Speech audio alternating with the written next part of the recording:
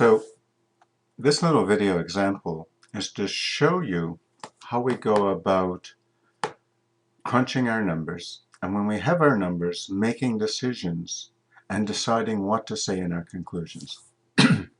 Right here I have a very simple description of a lab. We have a cart on an incline. We're going to let it go. It's going to come down and pass through a photo gate. There's a little flag on the photo gate, on the cart, sorry, that when it passes through the photo gate can time it. So we can figure out the speed of the cart when it's on the level ground. Now, if the cart starts from rest and there's no air resistance or friction, then we expect the potential energy to equal the kinetic energy. Our goal is to test this, to see if the potential energy equals the kinetic energy, if energy is conserved. The only difficulty we might have here is the height has to be the difference in the position of the center of masses of the cart. Now over here is the spreadsheet where I've, in the first part, collected some data. And down here I do the calculations.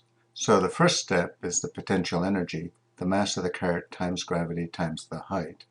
And I've calculated that out. Notice we always have the value, the absolute uncertainty, and the relative uncertainty.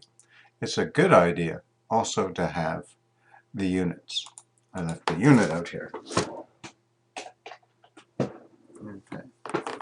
Now, the next step is the kinetic energy. The kinetic energy formula is a little more complicated than the potential energy formula, so we should be doing it step by step.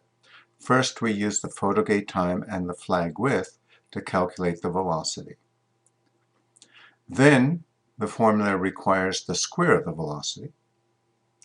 Then we multiply the velocity squared by the mass, and then we multiply it by the constant 1/2. So we're just following the rules of uncertainty propagation. When we have these results, we're going to need to look at a data point comparison. We can do that numerically, but it's a lot easier to show this on a graph.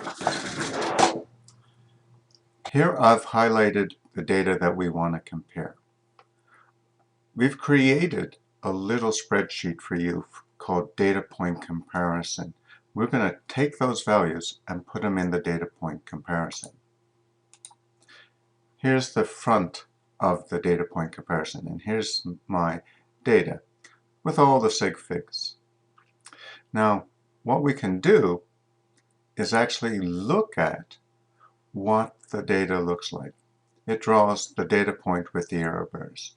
What we look at is the difference between the dots, the data points, and the size of the error bars.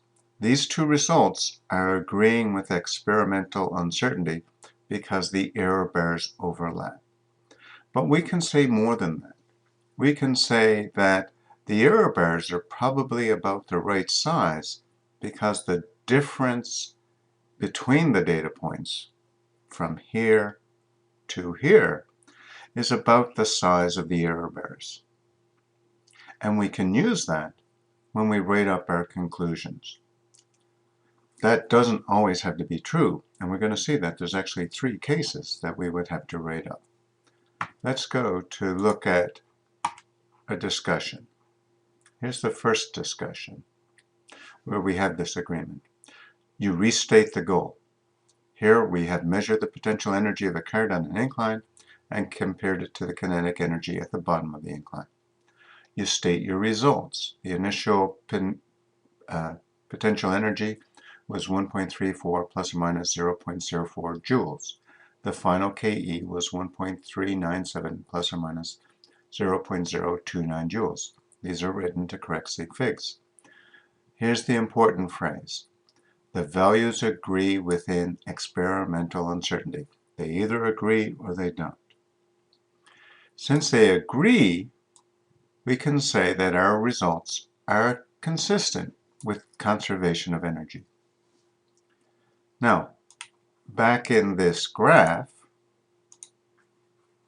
we want to discuss this some more. As can be seen from the data point comparison graph, the difference in values is about the same size as the error bars. From this we can conclude that our uncertainty estimates are about right, and that the initial assumptions that the cart starts from rest and there's no resistance was reasonable. Then we go back and we look at our spreadsheet data and calculations. And what we look for is which of these guys has the largest relative uncertainty. It's this one at 3.1%. What factor led to that? Well, if we come up here, it's got mass, height, and gravity. Well, gravity has no uncertainty. And the uncertainty in the height, so almost a little over 3%, that's much more than the mass uncertainty. So the factor that's the largest source of uncertainty is the uncertainty in the height. Okay, so we can see that it's the height provides us with the largest source of uncertainty. Why is it so large? Because the height was the only measurement that had more uncertainty than just the uncertainty of the instrument we used. You also have to guess where the centers of the mass were. Let's go back to that little diagram. We had to guess that the mass of the cart was here, and that gives us some extra uncertainty. So our total uncertainty had to go up a bit. Now, what we want to do whenever we finish a lab is say how we would do it better.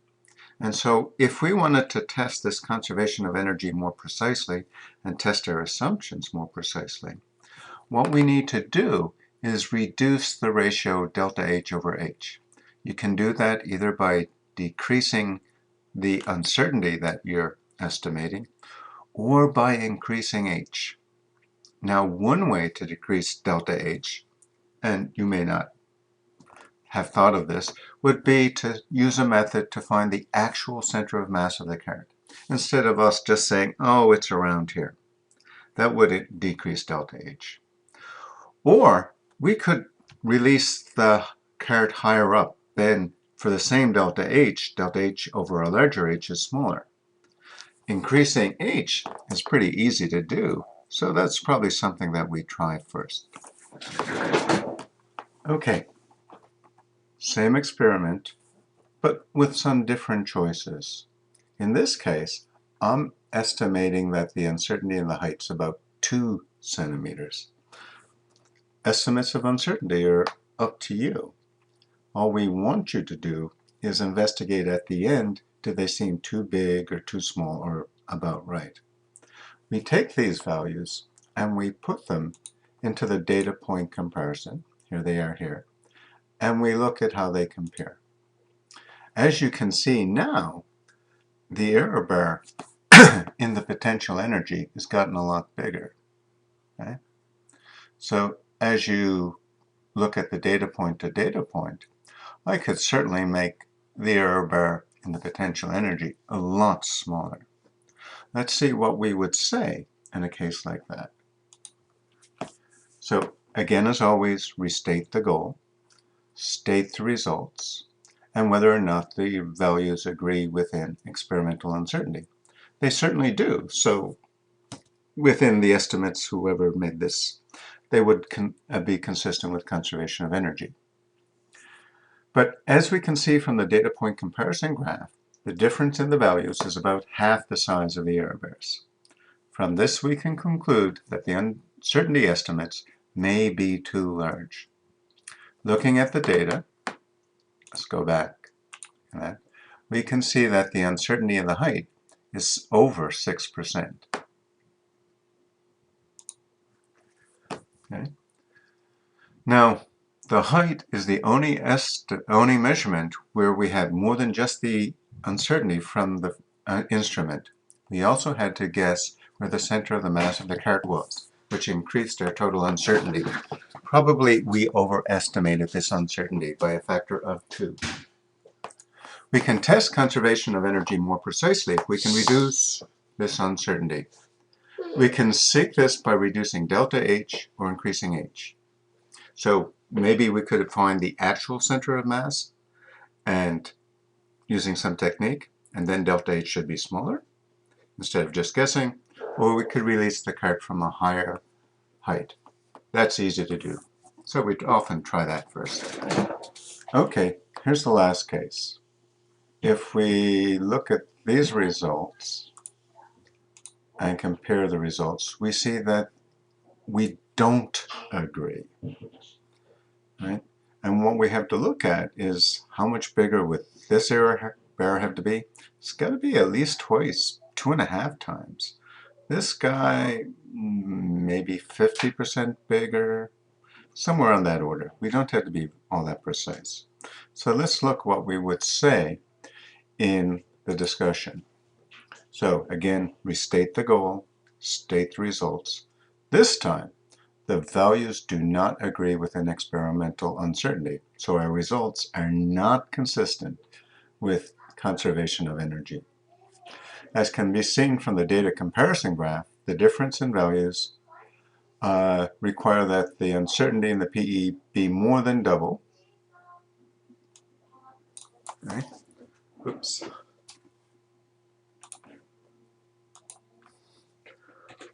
Or the uncertainty in the kinetic energy would have to be about 50% bigger. The lack of agreement can be because our initial assumptions, starting from rest and friction being negligible, was wrong, or else an uncertainty estimate was too small. The uncertainty estimate for the height was likely too small. Maybe we were overconfident about how well we could find the center of mass of the kart. We can test that height uncertainty, if the height uncertainty was too small, by simply increasing the height and seeing if the data points then start to agree. Very simple thing to say. Thank you. Okay, to recap. We do the lab, we do our calculations, and we get our results. We take the results and we can compare the difference in value of the data to the size of the error bars involved. Then, in your discussion, restate your goal, state the results to the correct sig figs, state whether the results agree within experimental uncertainty, then say whether the uncertainties are either A, just right, B, too big, or C, too small. If they're too big or small, give some indication of by how much. If A, say uncertainty estimates and assumptions are probably reasonable, then find the largest source of uncertainty and explain how to improve precision. If it's B, the error estimates are too big, try to find which, say that uncertainty has been overestimated, and say what you could do to reduce that uncertainty. If C, say that the uncertainty estimates are too small or the assumptions may be true, try to decide what's involved, which uncertainty estimate that might be the problem. That's it. Thank you.